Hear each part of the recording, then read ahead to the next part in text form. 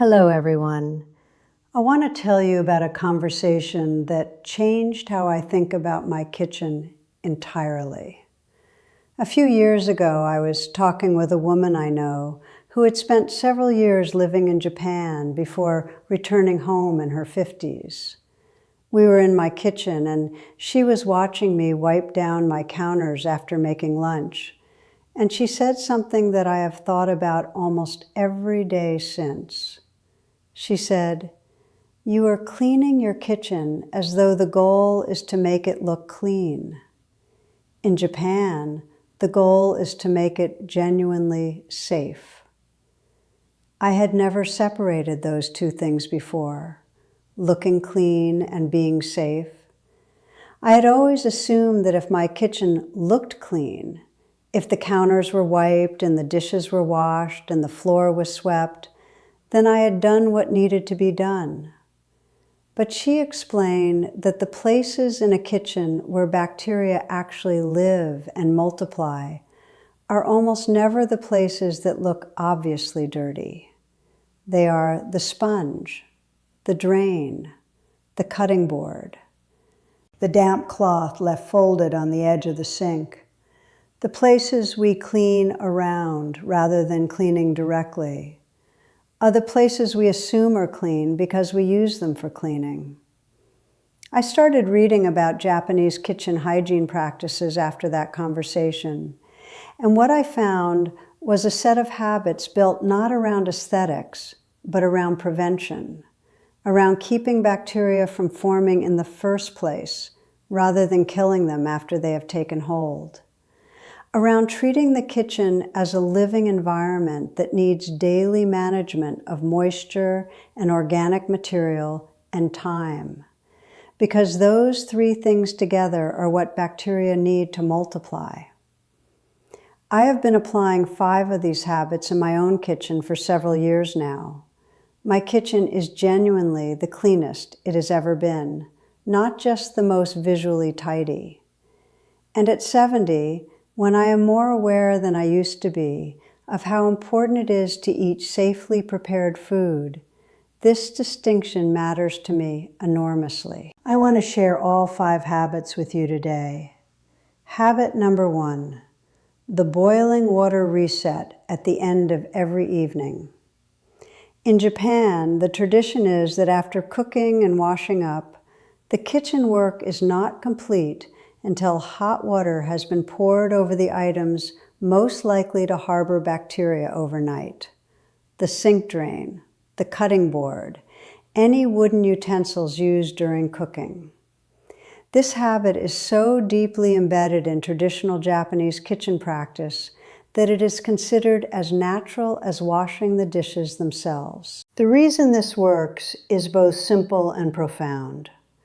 Chemical cleaning products kill bacteria by disrupting their cell structures, and most of them do this effectively.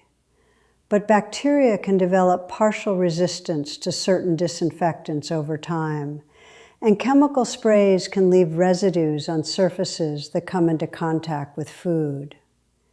Heat does not have this problem. Extremely hot water kills pathogens through physical disruption that bacteria cannot adapt to. There is no such thing as heat-resistant bacteria at boiling temperature. The practical version of this habit for my kitchen is this. When I have finished washing up in the evening and the kettle still has hot water in it, I pour a generous amount of boiling water directly into the sink drain. I also pour it over my cutting board if I have used it for meat or fish that day, and then wipe it dry immediately. This takes approximately 30 seconds. And those 30 seconds each evening prevent the slow accumulation of biofilm, that invisible, slightly slimy layer of bacteria that develops in drains and on porous surfaces when moisture and organic material are left together overnight. I noticed a difference in how my sink drain smelled within the first week of starting this habit. Before I began, there was occasionally a faintly unpleasant smell from the drain, even after I had cleaned the sink. After a week of the boiling water reset, it was simply gone. The explanation is straightforward. I had been cleaning the visible surface of the sink without addressing the place where the bacteria were actually living and growing. Tell me in the comments, when you wipe down your kitchen at the end of the evening, do you do anything specifically for the drain? I am genuinely curious how many people already do this, and whether this is as new an idea for others as it was for me when I first heard it. Before I continue, a quick word. If you enjoy this channel and want to support my work, just look directly below the video player, right next to the subscribe button, and click the button that says Join. That is how you become a Smart Organizer. Smart Organizers members get exclusive videos, a loyalty badge in the comments, and custom channel emojis. I would love to have you there. Habit number 2. 2 cutting boards with 2 distinct purposes, never mixed. Cross-contamination, meaning the transfer of bacteria from raw meat or fish onto other foods or surfaces, is the most common cause of food poisoning in the home. Most of us know this in a general way, but the practice of keeping raw proteins genuinely separate from everything else requires a specific system that is clear enough to follow automatically, rather than requiring conscious thought each time. The Japanese approach to cutting boards treats this with what I can only describe as reverence. Separate boards for separate categories of food is not a suggestion, but a fundamental rule. And the habit that makes this practical is something most Western cooks have never tried: wetting the cutting board with cold water before using it. This sounds counterintuitive if you have ever been told that moisture is a breeding ground for bacteria. But there is an important distinction. A board wetted immediately before use and used for cutting, then cleaned and dried thoroughly afterward, is a very different environment from a board that is damp for extended periods without use. Wetting the board before cutting serves 2 purposes. On wooden boards, it causes the wood fibers to swell slightly, which creates a surface that is temporarily more resistant to absorbing bacteria and food matter from whatever is being cut. And on all boards, it reduces the friction that allows small food particles to be pressed into any micro scratches on the surface. I now have 2 boards in my kitchen with a very clear rule.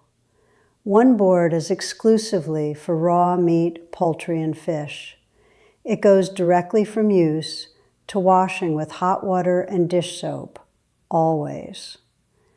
The second board is for everything else: vegetables, bread, cheese, fruit. The boards are different colors so that there is no possibility of confusion even when I am tired or distracted. And I wet whichever board I am using with cold water before I begin cutting, every time, as a matter of habit rather than conscious decision. Since establishing this system, I have had no incident of what I would describe as a stomach event that might have come from my own kitchen. At 70, this is not a small thing. The consequences of food poisoning are more serious at our age than they were when we were 40, and the habits that prevent it are genuinely worth having. If you are not yet subscribed, please subscribe now. Every week I share real, practical information about maintaining a healthy and clean home at this stage of life, and I would genuinely love for you to be part of these conversations each week. Habit number 3, replace the sponge with something that dries quickly. The standard kitchen sponge is one of the most bacteria-laden objects in the average home.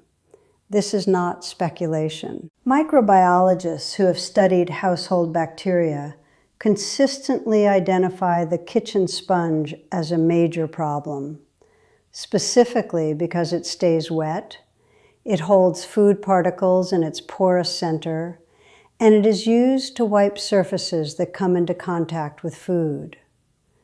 The combination of constant moisture, trapped organic material, and repeated exposure to everything in the kitchen makes it a nearly perfect bacterial incubator.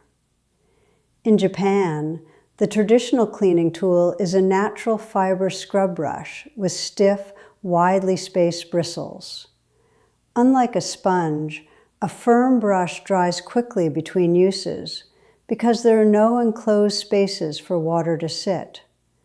Food particles do not become trapped in the center, and when the brush needs to be properly cleaned, it can be soaked in extremely hot water, which cannot be safely done with most sponges. I made the switch from sponge to brush several years ago, and I will not go back. The practical difference in kitchen hygiene is significant. My brush dries within an hour of use. My old sponge was damp for most of the day.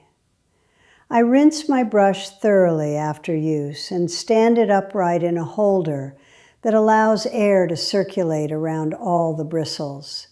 It is sanitized once a week by pouring boiling water through it, and it does the actual scrubbing work more effectively than the sponge ever did, because the stiff natural fibers clean textured surfaces, the grooves in chopping boards, the spaces around the drain, far better than a sponge can. The adjustment took about a week of getting used to a different tool in the hand. After that, it became entirely natural. If you have not considered replacing your sponge, I want to encourage you to try a natural fiber brush, or even a good synthetic one with widely spaced bristles that dries quickly. The improvement in how your kitchen actually manages bacteria day to day is worth the small adjustment. Tell me in the comments, do you use a sponge, a cloth, or a brush for your daily kitchen cleaning? And how often do you replace or sanitize whichever tool you use? I have been genuinely curious about this since I made my own switch, and I suspect the variety of answers will be interesting. Habit number 4, manage kitchen waste daily rather than waiting for the bin to fill. In Japan, raw kitchen waste, meaning food scraps, peelings, anything organic that has been cut or prepared, is treated with real care and removed from the kitchen every single evening. The logic is practical and persuasive once you understand it. Organic material left in a warm kitchen environment begins to decompose within hours. That decomposition produces moisture, gases, and conditions that are attractive to bacteria, fruit flies, and in some environments, larger pests. By removing the organic waste daily, rather than waiting for the bin to fill, you are removing the fuel that the kitchen's bacterial environment needs to sustain itself. This practice sounds demanding until you realize how small the actual effort is. At the end of each day, when I am doing my kitchen close, I take whatever is in the food waste area and deal with it. If it is going to the compost, it goes. If it needs to go in the bin, it goes. The mesh drain catcher in my sink, which catches any food particles that come off plates during washing, gets emptied and rinsed every single evening. The Japanese practice I found most interesting and have adapted for my own kitchen is keeping a small sealed container in the freezer for food scraps that have been generated between bin collection days. This completely eliminates decomposition and smell. There is nothing in my kitchen to attract bacteria or pests from the food waste because the food waste is frozen until the bin is collected. This is not a large container. a small, tight-lidded container that goes directly from use back to the freezer. The kitchen smells clean at all times because there's never anything in it that is actively decomposing. Habit number 5. End every evening with a completely dry sink and dry surfaces. This is the Japanese habit that I consider most powerful in its daily effect on kitchen hygiene, and also the one that changed most visibly how my kitchen felt at the start of every morning. In Japan, there's a concept, sometimes translated as cutting the water, the practice of removing all standing water from the kitchen at the end of every session of use, not just wiping, drying until the surfaces are genuinely dry to the touch. The reason this matters is that many of the bacteria that cause illness, including some of the most serious ones, require moisture to survive and multiply. A surface that is slightly damp overnight is providing a hospitable environment. A surface that is dry is not. The difference is not marginal. Bacteria that might establish a meaningful colony on a damp counter overnight simply cannot do so on a dry one. This is why the final act of kitchen work in many traditional Japanese households is not putting the dishes away, but drying the sink, the faucet, the surrounding counter, and any surfaces that have been wet during cooking or washing. I now do this every evening as part of my kitchen closing routine. After the washing up is done and the boiling water has been poured over the drain, I take a dry cloth and wipe the sink basin, the faucet, and the counters immediately adjacent to the sink until they are dry. I check the area around the hob if there has been any steam or moisture from cooking. I make sure there is no water pooling anywhere. The mornings since I started this habit have felt immediately different. The sink is clean and dry and bright when I come in to make my morning tea. There is no faint smell of overnight damp. The kitchen feels like a professional, well-kept space rather than a room that has been sitting with its moisture since the previous evening. And at a practical level, the buildup of limescale around my taps and sink has slowed noticeably because calcium deposits from hard water form on wet surfaces and not on dry ones. Please subscribe if you're not yet subscribed. Every week I share what I've learned about maintaining a genuinely healthy and well-organized home at this stage of life. Not just visually clean, actually safe, actually well-maintained, actually working for you. I would love to see you here each week. What I want to leave you with is the reframe that my friend gave me in my kitchen all those years ago. The goal is not to make the kitchen look clean. The goal is to make it genuinely safe. These 5 habits are the practical translation of that principle into daily action that takes no more than 10 additional minutes each evening. Boiling water over the drain and cutting board, eliminating the biofilm before it forms, 2 separate boards for raw proteins and everything else, eliminating the most common source of kitchen contamination, a brush instead of a sponge, eliminating the bacterial incubator sitting by your sink, daily management of organic waste, eliminating the fuel for bacterial growth, and a completely dry sink and dry surfaces at the end of every day, eliminating the moisture that bacteria need to survive overnight. These are not complicated habits. They do not require special equipment beyond what most kitchens already have or can easily acquire. They require only consistency and the understanding of why they matter. And at 70, understanding why something matters is one of the most powerful motivators I know for actually doing it every day. I want to hear from you now. In the comments, tell me which of these 5 habits you are going to try first. Or tell me if you already do any of them and how you came to start. I find these conversations genuinely valuable because your experience and your kitchen are different from mine. And the way something works in practice is always more interesting than how it sounds in theory. And please subscribe if you are not yet subscribed.